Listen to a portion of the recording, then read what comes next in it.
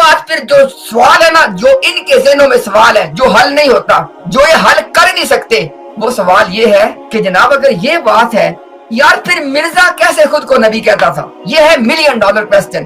جو باقی ساری بحث ہے نا کہ جناب نبوت جاری ہے، خاتم النبیین کا مطلب یہ نہیں ہے، وہ نہیں ہے، ایسے نہیں ہے، آخری نبی پیدا ہونے والے آپ صلی اللہ علیہ وسلم ہیں، سب نبیوں کے آخر میں بھیجے جانے والے آپ صلی اللہ علیہ وسلم ہیں، نبوت کے سلسلہ کو ختم کرنے والے آپ صلی اللہ علیہ وسلم ہیں۔ یہ مرزے کا مذہب ہے، کرو ہمیں چیلنج۔ اصل بات پھر اس کے بعد جو آپ سے حل نہیں ہوتی وہ یہ ہے کہ پھر مرزا غلام قادیانی اس سارے کے باوجود کیسے ختم نبوت کا منکر تھا، کیسے اپنی نبوت کو نہیں کہتا؟ یہ اصل میں سوال ہے، صرف سب ایک سوال ہے بس، اس کا ہم سے سنو جواب۔ مرزا غلام قادیانی نے اپنی نبوت ثابت جب اس نے ختم نبوت کا اقرار یہ کر لیا، اس کے باوجود اپنے جب نبوت کی بات کی، یہ اس کا ختم نبوت کا انکار ہے۔ یوں اس نے انکار کیا ہے کہ یہ ساری باتیں مان کے پھر وہ بات کر دی۔ اچھا، جو بات کی وہ اس نے 3 طریقوں سے کی ہے۔ ایک، اس نے کہا کہ آنے والے مسیح نے نبی ہونا تھا، چونکہ میں آنے والا مسیح ہوں لہذا میں نبی ہوں۔ اچھا، حدیث میں کیا ہے؟ عیسیٰ ابن مریم، مطلب کیا ہوا کہ اس رستے سے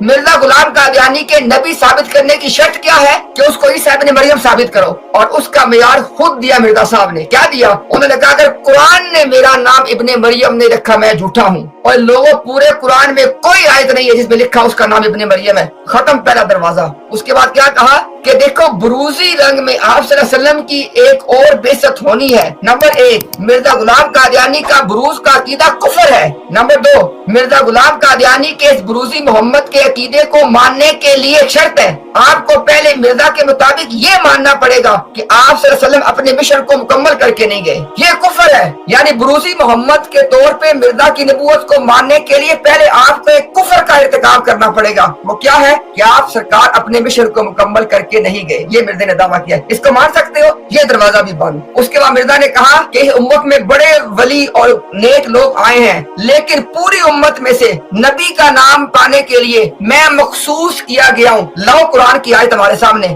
جس میں لکھا ہو کہ اللہ تعالیٰ نے ساری امت کو روک دیا اور ایک مرزا غلام قادیانی کو نبی کا نام پانے کے لیے مخصوص کیا۔ یہ 3 طریقے ہیں جو مرزا نے اپنی نبوت کے لیے پیش کیا، یہ تینوں کا باطل اور ثابت ہو گیا۔ یہ ٹوٹل مسئلہ ختم نبوت ہے جو ایک عام آمدی کو سمجھنا چاہیے۔ آگے آؤ ذرا، میں نے آپ کو پہلے بتا دیا ہے کہ جہاں تک بات ہے عیسیٰ ابن مریم کی، مرزا صاحب کا مذہب اور مسلمان اس بات پہ متفق ہیں کہ کوئی چیز آسمانوں کی طرف اٹھائی گئی ہے، صرف قرآن سے فیصلہ اس بات کا کروانا ہے۔ مرزا صاحب کہتے ہیں روح اٹھائی گئی ہے، اسلام کہتا ہے کہ عیسیٰ ابن مریم کو اٹھایا گیا ہے۔ یہ کل مقدمہ ہے، باقی ساری چیزیں ریڈ ہیرنگ ہیں۔